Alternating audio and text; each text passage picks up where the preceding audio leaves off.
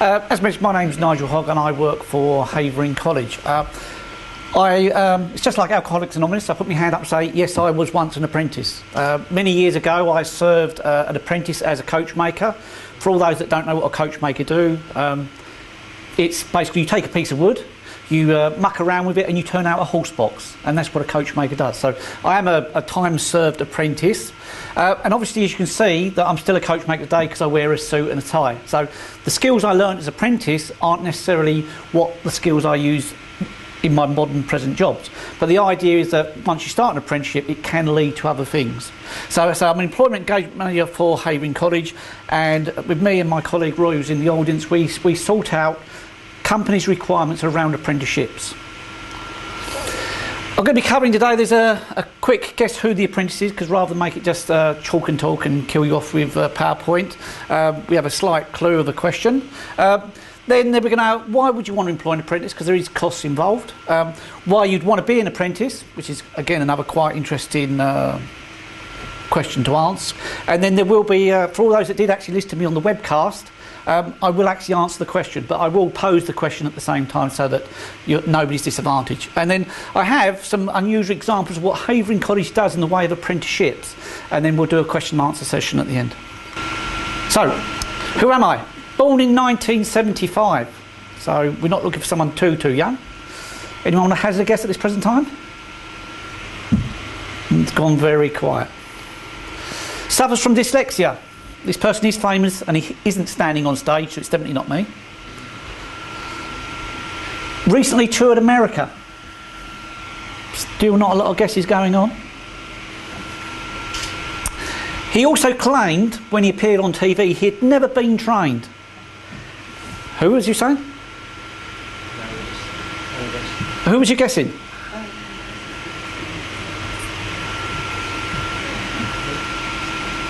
No guesses still? He loves scooters, Volkswagen minibuses.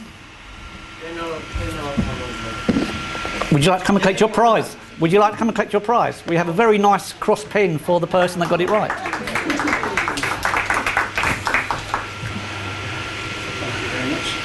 That's fine. You can trade that one in. Thank you very much. So again, the answer was he actually completed a chef apprenticeship in his mum and dad's pub. But when he first became famous, he actually said he had no training because that was part of his allure. And as we mentioned, it's Jamie Oliver. So there are quite a few other famous people that have been apprentices. Did you all realise the Queen had been an apprentice? Not as the Queen, obviously, because she actually inherited that job, but she actually is a car mechanic by trade. So there are lots of people out there that you wouldn't expect to be an apprentice, but have been an apprentice in the past. So, why would you want to employ? It can't be good for business, can it? I mean, why would you want to employ some, going to be very stereotypical here, a very young person, know nothing in the world? You know, why would you want to employ them? Employers say, and they have surveyed this, that 77% of employers believe apprenticeships make them more competitive. So that's very, very important because it's going to make you more competitive. 76% say apprenticeships provide higher overall productivity. So not only are you going to be more competitive, but they're actually going to produce more for you. So again, another good reason. 8% feel that apprenticeships reduce staff. I started with London Transport in 1976. I left them 17 years later.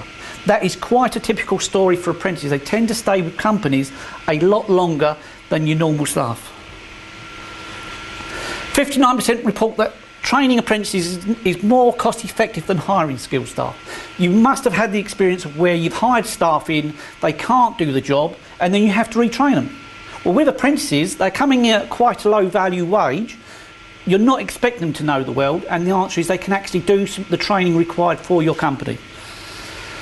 53% feel they reduce recruitment costs. If they're staying longer, you don't need to replace them. If you don't need to replace them, it's going to reduce your costs as well. Most importantly, apprentices will deliver the skills designed around your business needs. So we don't put, or people don't put apprentices in a business administration when they should be in a factory. So you are going to get the skill set required for your company, for the future of your company. So again, that's very, very important. In layman terms, because I really like speaking in plain language, you're going to get the edge over companies. So that's going to make you money. So that's very, very important. More output employee makes you money. Less staff turning saves you money. Cheaper or less training in-house saves you money. Retain staff and loyalty saves you money. And my last point is apprentices meet your needs. So again, they are going to save you money. So there's lots of cost-saving reasons for employing apprentices. So from an employer point of view, you'd think it would be a no-brainer. But we still have companies that don't want to employ young people as apprentices. We are slowly getting around that. Well, people say, well, that's okay. We're cheap labour. Apprentices can only cost you up to £2.60 an hour. Wouldn't recommend £2.60 an hour because you get very few people applying for your job. But hey, there are jobs out at £2.60, less than the national minimum wage. So again, there's an incentive for that. So why would somebody want to become an apprentice? Well, you're going to earn while you learn. So if you are an apprentice, you are going to do a host of qualifications whilst you're being employed. And so in real terms, you're going to get the proper qualifications that are suitable for business. So if you are an electrician, you are going to get the correct electrical qualifications that's going to allow you to become an electrician in 3 or 4 years' time. If you're in business administration, it's going to give you the correct requirements for carrying out business administration duties in your company. So much so now we've actually got different frameworks for different types of business administration. So you can come and do general business administration, you can come and do legal secretaries, you can come and do medical secretaries. So the government are now sponsoring different programs for exact specific needs of different sectors. Real work experiences, good and bad. That is about life and life skills. If you're an apprentice, there will be days at work where you are having a bad day. My worst case scenario was when I worked for London Transport. My final year of my apprenticeship was working in Luton. I lived at Gravesend, so I was getting up at about 3 o'clock in the morning, taking my motorbike to the local bus station. I was then picked up by a staff bus. That means I was being at work for 7:30. I'd work until 4 o'clock and then getting home about 8 o'clock at night. That is the worst experience I had as an apprentice. But you've got to realise that with the good also can come bad. There will be, when people first start work, there will be sweeping the floor, there will be making the tea. And we do like 2 sugars, so that's fine. But I say, you've got to take that in comparison. When you take on an apprentice or you are an apprentice, there are going to be things that are around the edges of the apprenticeship. However, it can, and in most cases, give you the opportunity for higher education. There is no reason why anyone starting an apprenticeship at level 2 cannot go on to higher education either at my college or at another college in the area. And the apprenticeship is only the start of your learning in the way of your trade or your skills, because technology moves very, very fast. And so even though you do the apprenticeship scheme, you're still going to have to update after you finish your training. So again, there are all sorts of reasons. And the emphasis coming through these days is that higher education at the end of an apprenticeship is the normal case. And Steve from Coburn Engineering, who's one of the guest speakers this afternoon, he actually encourages his apprentices to, when they finish their apprenticeship, to actually go on to HNC, which is the High National Certificate, which is higher education. So, we as Havering College, we still offer out vacancies. We don't actually employ apprentices on behalf of companies, although we can offer that as an option. However, we still have vacancies on something called the National Apprenticeship website. We've had vacancies and we've probably fulfilled 50 companies in the last year, and we've supplied probably about 120 to 200 apprentices to local companies. We advertise the vacancies, and these vacancies are advertised on the apprenticeship website, which is www.apprenticeships.org.uk. Young people apply for these positions, and as long as they read the questions, which is always quite nice, fill in the application form fully, which was always very, very nice, and actually use proper grammar, because me and Roy unfortunately have to sift these, and the amount of text speak that we get through is very off-putting, because a lot of employers don't like text speak. And one of the biggest issues we have is that if someone is applying for a business administration job and they're using, not the correct grammar, not the correct capital letters in the correct place, it doesn't show too well when we give these over to the employers. So again, just making sure that when people fill in these vacancies that they actually fill them in complete and proper.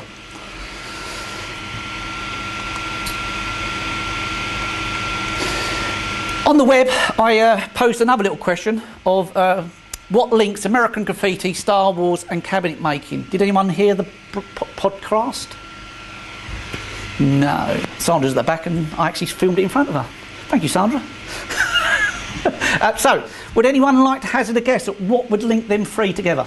I do have another stylish pen available. No? When you think you can guess, be very much appreciated for answering in. So American Graffiti, very famous film for people like me who like hot rods and classic cars. Stars some very, very famous people. The Model B Deuce Coupe was a very famous car in America and it started off the hot rod revolution. The stars Richard Dreyfuss, which we all know. Ron Howard, who then became a very famous director after being in Happy Days. And Harrison Ford. And then we had the famous car in it as well. George Lucas also directed another small film called Star Wars.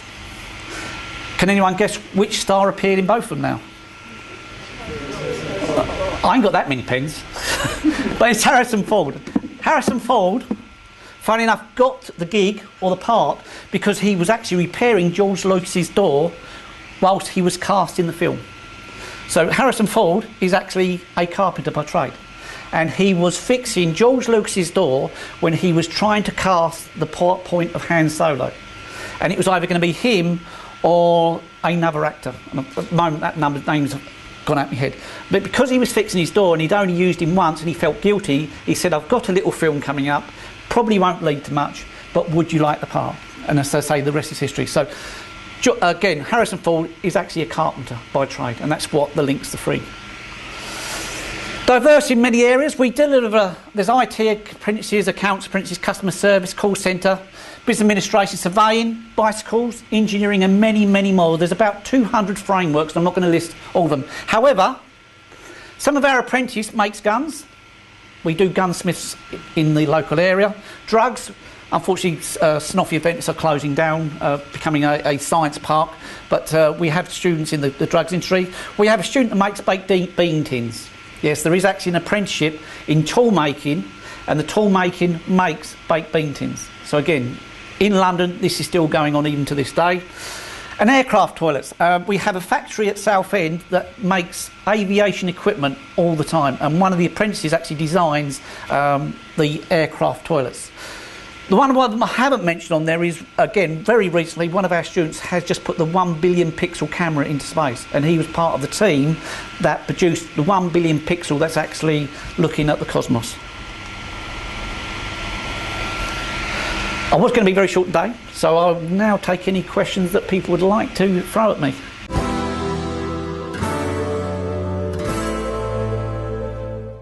My oldest apprentice is 48 years old. So the answer is there is no age restriction on apprentices. The issue you have is there's a restriction on government funding. So the older you are, the government pays less towards the training, and the employer has to pay more towards your training in itself. So Havering College, the different frameworks occur different employer costs, but it depends on what framework you're going on to. We would tell the employer what the costs are for the training side of that person. Wage-wise, no matter what age you are, the first year of an apprenticeship is can be as little as £2.60 per hour worked, can be. A lot of employers do pay more than that, and from our experience, any employer that pays more than that tends to get quite a good cohort of people applying for it. Hope that answers that one. I think my voice is loud enough, but let's try.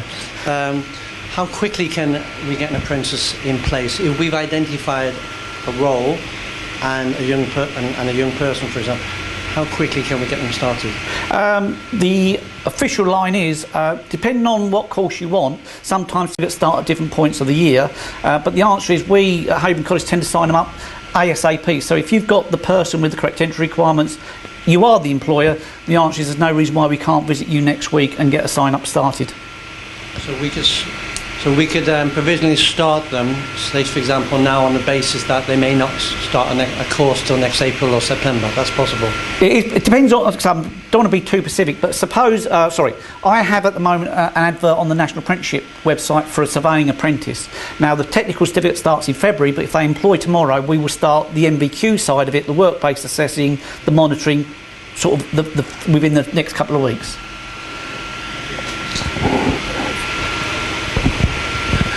Thank you for a wonderful talk. I've got two questions. Is there any age limit to the apprentice? Is it apprentice by age or by ability? That's one. And can I answer them one at a time? That way I won't forget. Okay. On the age one, I sort of mentioned it earlier. My oldest apprentice has been 48 years old. It's the government cut the amount of funding for the training side of it. So we can, for certain frameworks, we actually don't charge no matter what age you are. I think it's AAT, isn't it? Yeah, account apprentices, we don't charge any employer fees for no matter what age the candidate that turns up. So if someone turns up in their 60s and wants to do an accounts apprenticeship, the answer is we wouldn't charge for that framework. What happens is employers are slightly hesitant about paying out for apprenticeship fees, and so they tend to want to take younger people on. But that's not the case for all employers. Some employers would rather pay the money to get the quality of person in than worry about the age. So it really depends on the employer, but any age can be any apprentice. So this is apprentice by ability, not by age. It depends on what you're doing. A person wants to learn more skills in any age group, he can start as an apprentice in that age group. Yes, any age group can start any apprentice, and depending on what the company wants in the way of a framework, it would depend on what was involved within the training. So we heard this morning that typically a level 2 apprenticeship is generally 1 year in length. However, in engineering, that could be 2 or 3 years in length, even for the level 2. So it depends on the duration, everything else depends on the fees. The second question is that, is there any limit of number of apprentices at one given time, in an agency or a company? No, as long as there is a proper job role for that person and somebody is employing them, and there is a set of work available for that person to do to be assessed against, we can take on any amount of apprentices in that one company. So locally we have certain large national companies that take on 20 to 30 a year every year and put them with us for their training. So it depends on, have you got the capability of employing someone? Have you got a job role that needs to be filled? If you want to fulfil that job role, then why not consider an apprentice? Because they are a very good investment for your company, and there will be a bigger payoff in the future for employing that person. Sorry, going back to the same repeated question about the age. What's the minimum age criteria? We had some speakers this morning who had it slightly wrong. There are 4 types of apprenticeship out there. There's young apprentices, which are 14 to 16-year-olds and are school-based children. Has been cut back heavily by the government, but Havering College, in partnership with the council, still run the young apprenticeship scheme. So anyone 14 to 16, it's a very extended work experience programme, but it gives them a taste of the real world. Most apprentices start at the age of 16 and can go up to any age limit. However, the government say that 16 to 19-year-olds are funded at one rate, 19 to 24s are funded at another rate, and over 24s are funded at another rate. So it depends on what the government does on the day, depends on how much funding we can draw down. And we are, legally ain't quite the word, but we're contractually obliged to charge employers for amount of fees that are missing. And does the apprentice has to pay some fees to you, or is it? Now, under the present scheme, the official line is that you need to, under the official line, the employer is liable for all them fees. However, I would slightly say that we do know of some apprentices that do pay their own apprenticeship fees to the college for the training. The fees are purely for the training side of it. The employer has to fund the wage and then fund any additional fees or anything outside of the apprenticeship framework. So you can end up with anything you like in life as long as you're either willing to pay for it or it's funded within the apprenticeship. So. What type of systems are in place to ensure that the apprentice is actually learning what they're supposed to be learning on the side of Havering College? On the apprenticeship side of it, me and my team go out and speak to the employers in the first place to make sure that the person is being employed in the correct role.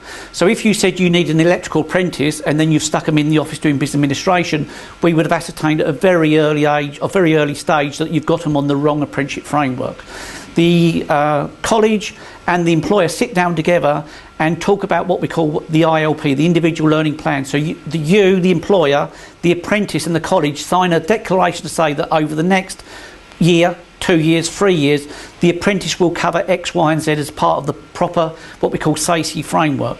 That is then reviewed with the employer every 10 to 12 weeks by a monitoring person. You also have someone in most cases coming out and assessing the MVQ side of it, and you then get feedback also what they do at the college from the monitoring person as well. So there is someone always, you always have at least one point of contact with any training provider. You should have at least one point of contact other than the MVQ assessor. So you'd have a monitoring person. That person is to come out to talk to the apprentice to make sure they're happy with what's going on in life, make sure their well-being is fine.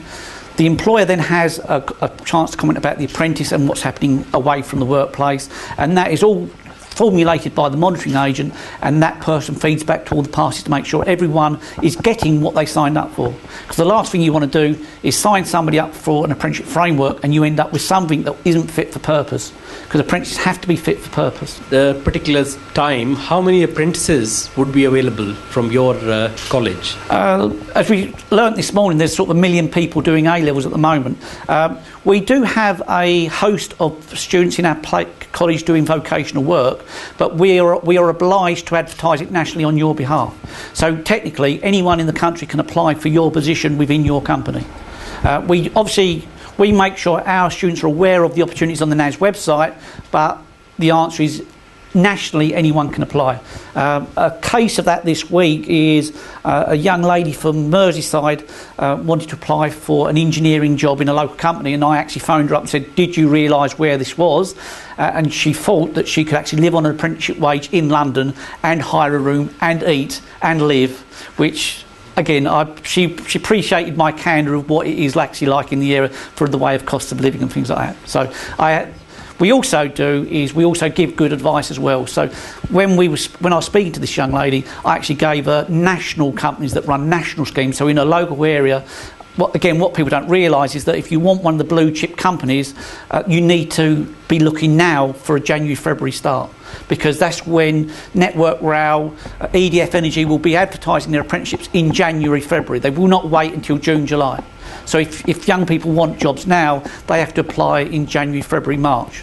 And we at the college, we help to promote this, because Apprenticeship Week is the second week of February. We do a roadshow around the schools, and then we also do an open evening at the college where parents can turn up and have the same information downloaded or given to them as well. How does that impact on, or how does that impact on your benefits? Is it a case of that you have to sign off?